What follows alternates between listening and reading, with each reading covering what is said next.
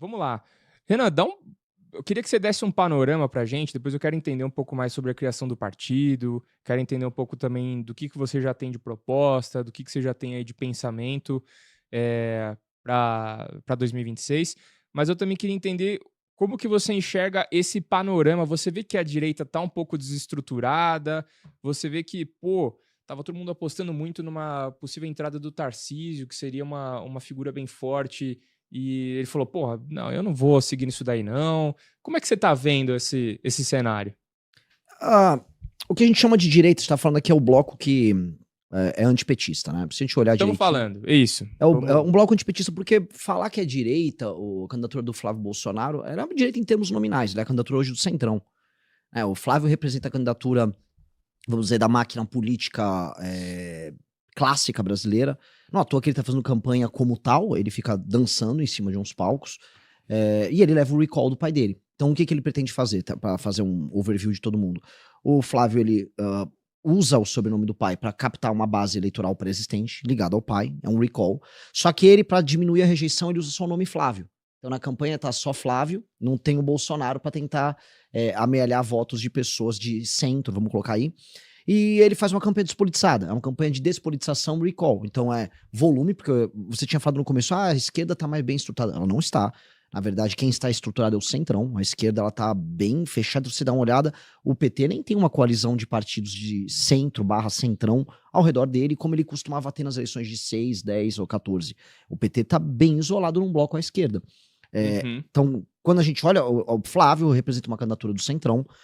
Com essa candidatura, eu volto a colocar, despolitizada. Ele não tá falando nada com nada, ele dança, e é isso. Ele tenta reduzir, vamos dizer, a rejeição do nome do pai, fazendo esse tipo de construção meio infantil. Eu acho que ele tá tímido até, no sentido de tá Não apareceu aparecendo pouco, né? pouco ainda, né? Não, pelo contrário, ele tá em campanha agora, ele tá... É que assim, Você ele tá fora do meu algoritmo, então. Graças a Deus. Neymar aparecendo muito aí, tá o atrapalhando, Ancelotti vai levar ele pra Copa ou não, aí tá atrapalhando meu algoritmo. Os papos sérios. Faz bem pra tua cabeça. Entendeu? Posso ter certeza disso, porque a campanha de retardado, assim. Campanha de retardado mental. Umas danças parecendo aquele boneco de posto. E no momento que o pai dele tá preso, quase morrendo, que o país está numa crise política sem precedentes, diante dos maiores escândalos de corrupção da história. Mas por quê? Porque o Centrão faz campanha assim. Você vai pegar políticos clássicos do Centrão, é música e dança, e ele tá em campanha, é jatinho pra lá, jatinho pra cá. Ele tava agora em João Pessoa, tava em Rondônia outro dia, e é isso, ele vai ficar fazendo isso, porque o partido dispõe de muita grana. A gente tá falando de um partido com uma estrutura bilionária, que é o PL, fazendo isso.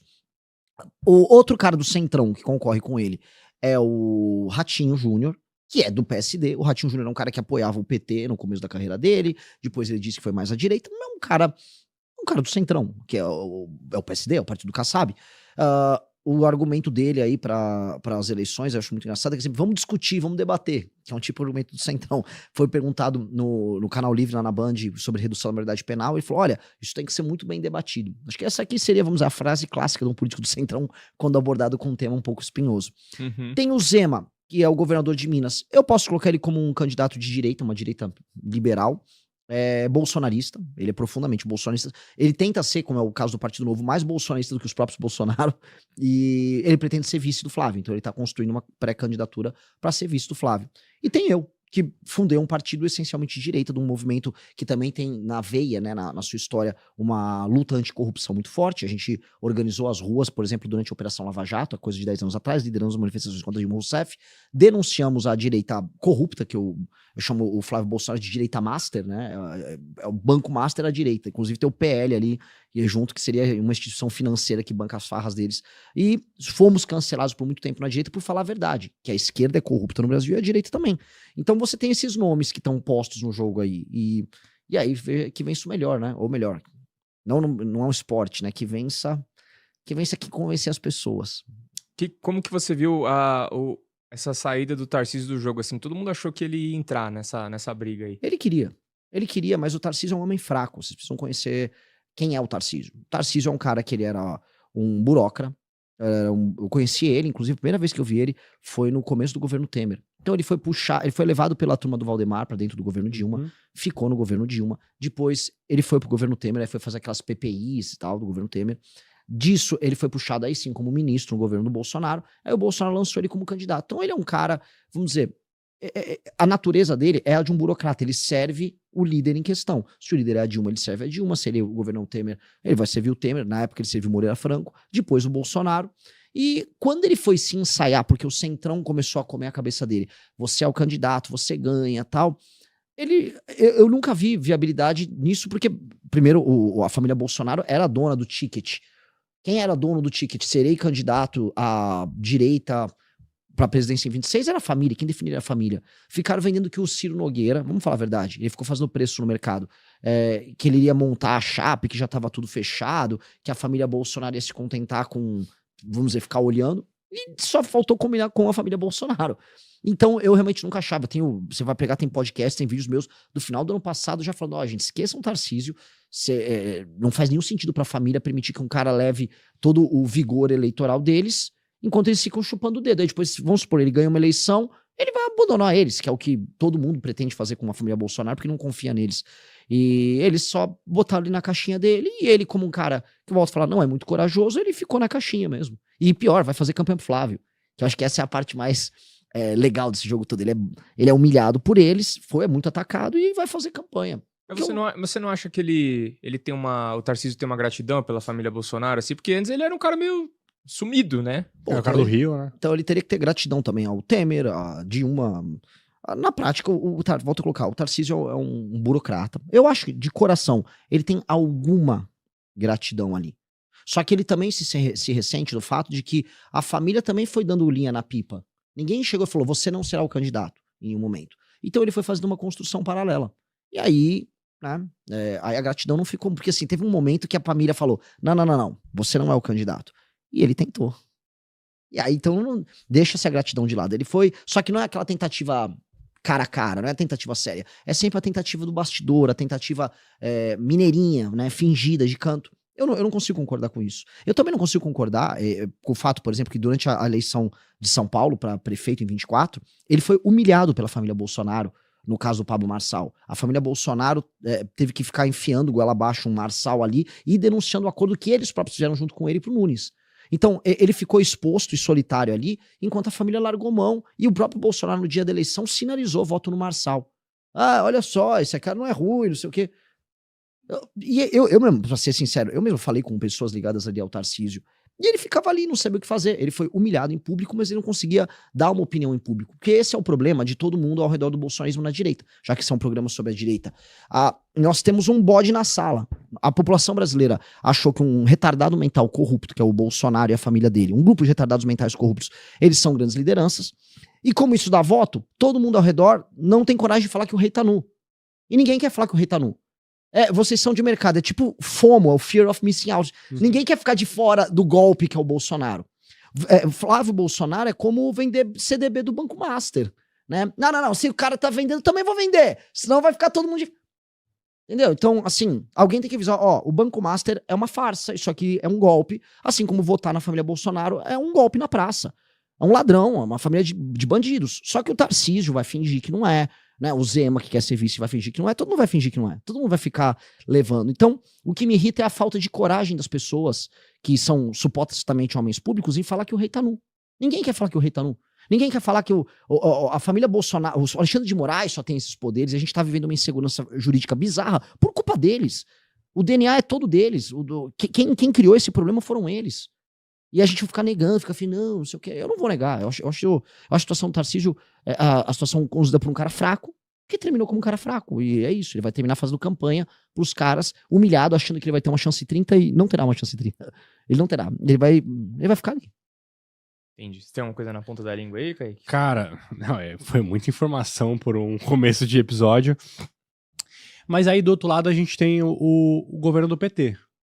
Você acha que a esquerda consegue de novo pegar esse lugar ao sol? Porque, cara, na minha bolha ali parece que é uma rejeição em massa, só que do outro lado também você vai ver os comentários, o pessoal, parece que eles têm uma força muito grande ainda. E a gente nunca sabe o quanto que a gente pode confiar nas pesquisas. Né? Não tô querendo ser teoria da conspiração aqui, mas fica sempre meio, né? A pesquisa hoje mostra um negócio, aí quando chega lá na frente, deu diferente. A pesquisa hoje mostra que tá quase 50-50 pra Lula e Flávio, só que você fala assim, caramba, eu não vi o Flávio quase fazendo nada, o Lula...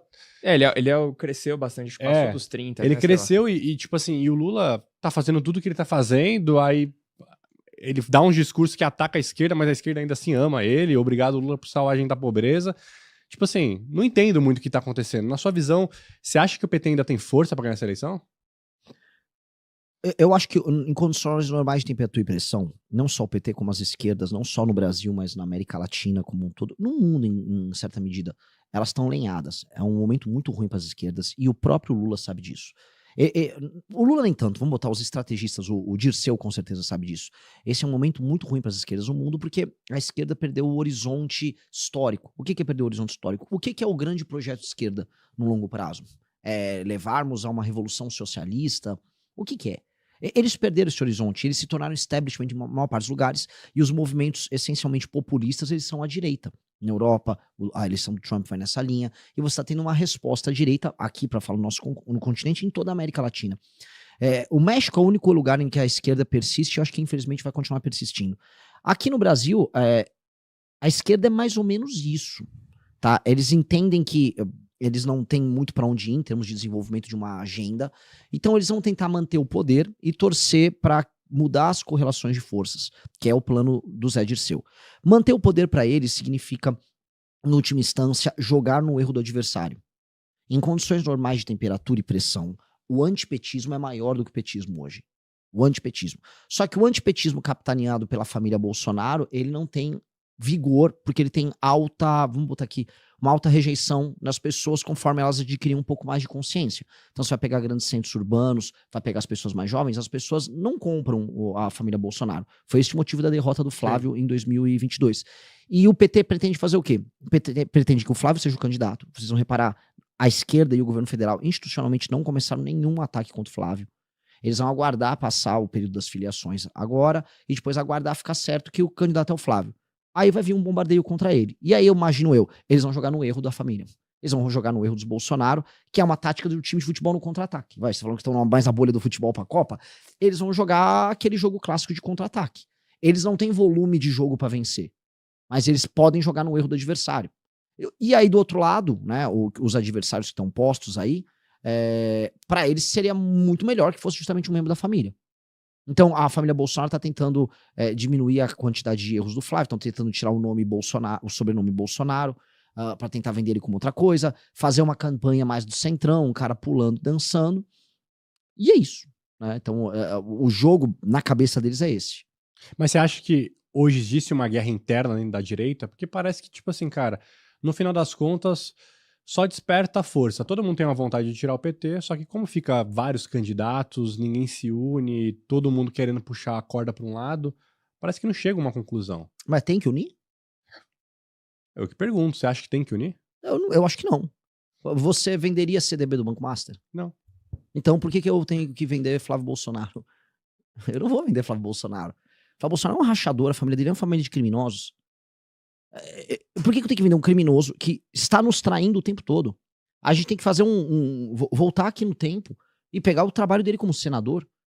Tudo que nós estamos vivendo problemático no Brasil foi gerado por ele. O STF tem superpoderes, o Brasil vive uma insegurança jurídica. Jura? Quem foi que gerou isso? Quem foi que destruiu a Operação Lava Jato, que anulou todas as provas da COAF para se salvar? Foi um pedido de uma ação do Flávio Bolsonaro com uma liminar do Gilmar Mendes. Depois ele destrói a Operação Lava Toga. Depois ele e a família trabalham o tempo todo para concentrar o poder daquilo que a gente chamava de direita ao redor da família. O Lula é solto, todas as figuras que participaram da Operação Lava Jato são soltas. Esse é um processo que a família Bolsonaro fez em comum acordo com a STF. Por isso que vocês nunca vão ver a família Bolsonaro falar nada do Gilmar Mendes. Foi o Gilmar Mendes que salvou o Flávio Bolsonaro. Então, um cara desses é um problema. E aí eu vou ficar usando o exemplo do Banco Master, que sempre é legal contextualizar onde eu tô, que vocês falam de mercado e tal. Então, assim, é como se assim, todo mundo vendendo o CDB do Master, então eu tenho que vender também.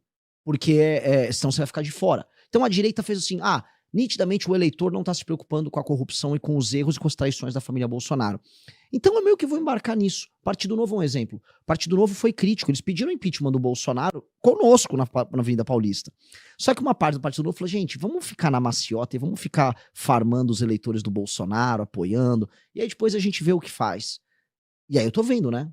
Essa política de responsabilidade terminou agora com esse escândalo gigantesco que todo mundo tá comprado. As consequências da gente ser oportunista geram banco master e geram escândalo, fim hoje, a gente pode falar da República Brasileira. Então não tem que juntar.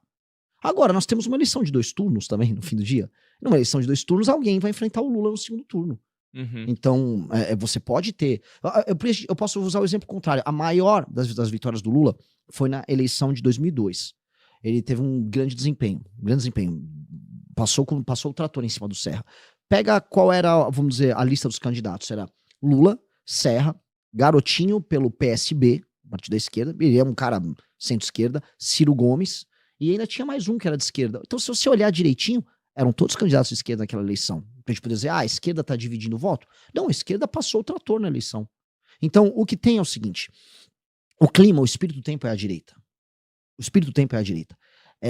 Mas há uma força muito grande que é o Lula. Não a esquerda. A esquerda brasileira tá realmente no chão.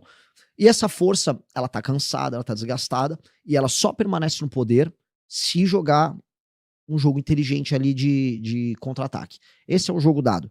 E no campo da direita, há uma paixão que tá mais presa num universo, vamos dizer, de pessoas mais velhas, que é o bolsonarismo. Vamos botar aí 15% do eleitorado. Esse 15% do eleitorado, ele é barulhento, ele é bastante alienado, ele é um petista ao contrário, que fica amando a família Bolsonaro, fica acreditando naqueles contos de carochinha deles. E esse eleitor, ele joga, vamos dizer, muita força num bloco político, que é um bloco político que não presta, é um bloco político do centrão.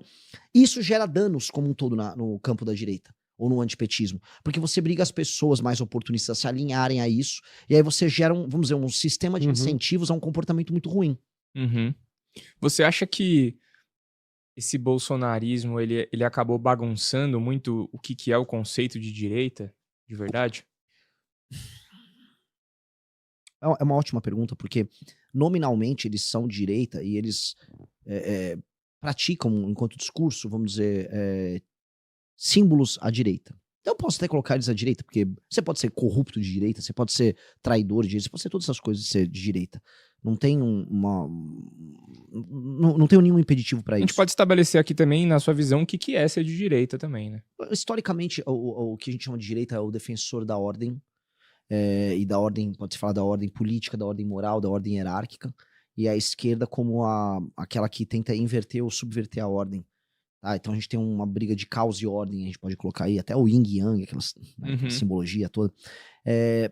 Então o bolsonarismo, ele se apropria dos símbolos da direita, sendo eles próprios, vamos dizer, brasileiros típicos na política. A gente pode colocar aí, que é o cara do centrão, o cara que tá na política para fazer um patrimônio, para ficar abastecendo determinado eleitorado. O que eles tiveram foi algo que foi muito específico dos anos 10, vamos colocar aqui, que foi o surgimento das redes sociais, e aí as pessoas se identificarem dentro dessas bolhas com seus símbolos. Por isso que quase todos esses heróis da direita no mundo inteiro surgiram nos anos 2010. Eles não vêm dos anos 2000. Eles são um fenômeno dos anos 2010, 2014, 15, 16, 17, 18... Né? Tudo surge mais ou menos ali, todos esses nomes internacionais que a gente vê. E o Bolsonaro foi essa versão no Brasil. Né? Então as pessoas começaram a fazer uso de redes sociais, e especialmente os mais velhos, isso é parecido com o Trump. Eles geram uma identificação no sentido de, meu, esse cara aqui ele é como eu, ele é que nem eu, ele fala as verdades. Porque aquela geração mais velha, a geração boomer, ela tá tendo ali sua espécie de o canto do cisne, a sua última grande tentativa política de ver sua visão de mundo interferir na realidade. Então o Trump é isso nos Estados Unidos e o Bolsonaro faz isso no Brasil, a família Bolsonaro. A questão é que o Trump, o Trump conseguiu trazer as gerações mais novas com ele. Na última eleição isso ficou bem claro. A família Bolsonaro já não consegue. Então eles ficaram muito presos no famoso tiozão do Zap, né, a tia do Zap. E aí o eleitor mais novo à direita, ele tá preso, ele tá, vamos dizer, aberto. Então você tem o Nicolas que conversa muito, a gente conversa muito com o eleitor mais jovem. Então, no fundo, se a gente olha direitinho esse desenho, eles estão administrando um ativo que vai envelhecendo e vai meio que sumindo. Né? E o futuro não é com eles. Então Eles vão abdicar, a meu ver, dos símbolos mais óbvios de direita, porque eles querem viabilidade eleitoral, será a campanha do Flávio, e eles estão completamente absorvidos naquilo que a gente chama de centrão, que é o PL, né? Assim, você é um partido bilionário, você tem uma estrutura que toda eleição tem mais de 1 bilhão, né, à disposição. A cada 2 anos eles torram 1 bi, e todo ano são centenas de milhões de fundo partidário. Fora os negócios que os caras fazem. Então você tem um universo que é muito sedutor, e eles já estão completamente comprados nesse universo sedutor. Então... Gostou do vídeo? Então se inscreva no canal e deixe seu like para nos ajudar a trazer mais conteúdo como esse para você.